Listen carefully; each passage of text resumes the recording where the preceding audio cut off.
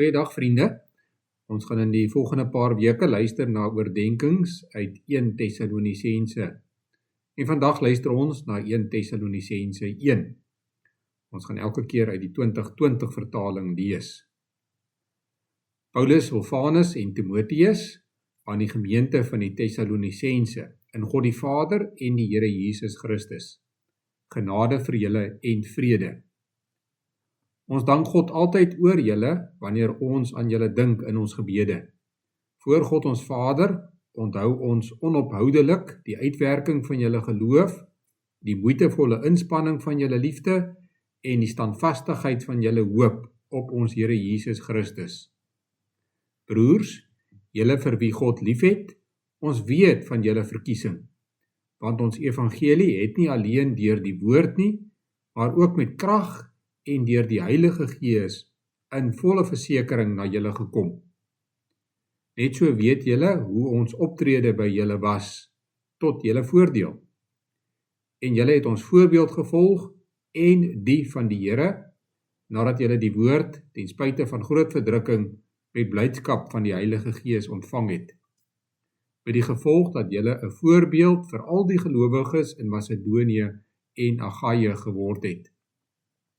Die woord van die Here het immers van julle af, nie net in Macedonië en Achaia weer klink nie, julle geloof in God het inderdaad na elke plek versprei.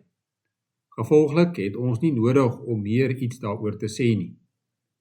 Hulle self vertel oor ons van die besondere ontvangs wat ons by julle gekry het. Hoe julle omgedraai het na God, weg van die afgode, om die lewende en ware God te dien, en om sy seun wat hy uit die dode opgewek het, uit die hemel te bly verwag. Jesus wat ons red uit die oordeel wat kom. Dit was 1 Tessalonisense 1 uit die woord van die Here. In Handelinge 17 lees ons dat Paulus net vir 'n kort rukkie in Tessalonika was, voordat hy moes vlug, omdat die Jode hom vervolg het. Omdat hy gevoel het dat hy die mense daar nie genoeg geleer het nie, stuur hy vir Timotheus om hulle te besoek en verder te onderrig. Timotheus kom terug na Paulus toe met baie nuus oor die gemeente en in reaksie daarop skryf Paulus aan hulle die brief. In die inleiding van die brief skryf hy dat hy dankbaar is teenoor die Here vir die gelowiges in Tessalonika en vir die manier waarop hulle in geloof optree. Paulus sê dat hy weet van hulle uitverkiesing. Die woord wat hier vir weet gebruik word, beteken dat hy dit weet omdat hy dit kan sien. Hy sê dus dat mens kon sien dat die gelowiges in Tessalonika uitverkies is. Hoe kon Paulus dit sien?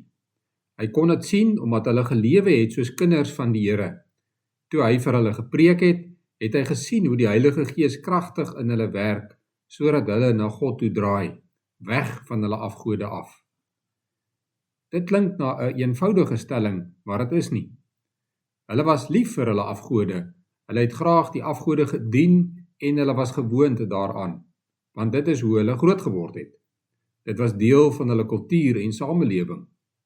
Om weg te draai van hul afgode het beteken dat hulle ook moes wegdraai van vriende en selfs familie. Hulle kon nie meer deel wees van sosiale geleenthede nie. Hulle is uitgelag, uitgesluit en selfs mishandel terwille van hulle geloof. Paulus sê ook dat hulle geloof sigbaar was, want deur hulle het die woord weer klink oral in hulle omgewing. Hulle optrede het die evangelie sigbaar gemaak. Wat sien mense wanneer hulle na jou lewe kyk? Gaan hulle sien en weet dat jy 'n kind van God is? Gaan hulle sien dat jou geloof lewendig is en dat dit oorgaan in werke? Gaan hulle sien dat jy liefde toon aan almal om jou? Gaan hulle sien dat jy lewe met die vaste hoop dat Jesus sal terugkom om ons te red van sy oordeel? Of is jy iemand wat sê dat jy 'n Christen is, maar as mense na jou kyk, lyk jy net soos al die ander mense in die wêreld? Geloof vereis verandering. Jou lewe moet verander, sodat jy meer en meer soos Jesus sal word. Jy kan nie 'n onsigbare Christen wees nie. Jou geloof moet sigbaar word in jou dade. Jy moet anders lyk as die wêreld. Bestudeer daarom die woord van God, sodat jy sy liefde kan uitleef. Jy moet leer hoe om te leef, sodat jou geloof kan sigbaar word in jou dade. As mense sien hoe jy jou werk doen, en hoe jy met jou familie praat, en hoe jy ander mense hanteer, moet hulle kan sien dat iets anders aan jou is. Hulle moet kan sien daar is iets spesiaal aan jou, deur die manier waarop jy met die petroljoggie praat, en deur die manier waarop jy jou kind langs die sportveld ondersteun. Uiteindelik moet hulle kan sien hoe die woord van God deur jou weer klink na almal rondom jou. Natuurlik kan ons dit nie uit ons eie doen nie, maar ons kry saam met ons geloof ook die kragtige werking van die Heilige Gees in ons. Hy versterk ons en lei ons, sodat ons ten spyte van swaar kry of verdrukking nog steeds met blydskap ons geloof kan uitleef. Kom ons bid saam. Onse Vader wat in die hemel is, laat u naam geheilig word, laat u koninkryk kom, laat u wil geskied, net soos in die hemel, net so ook op die aarde. Gee ons vandag ons daaglikse brood en vergewe ons oortredinge, soos ons ook die vergewe wat teen ons oortree. En laat ons nie in versoeking kom nie, maar verlos ons van die bose, want aan u behoort die koninkryk en die krag en die heerlikheid tot in ewigheid. Amen.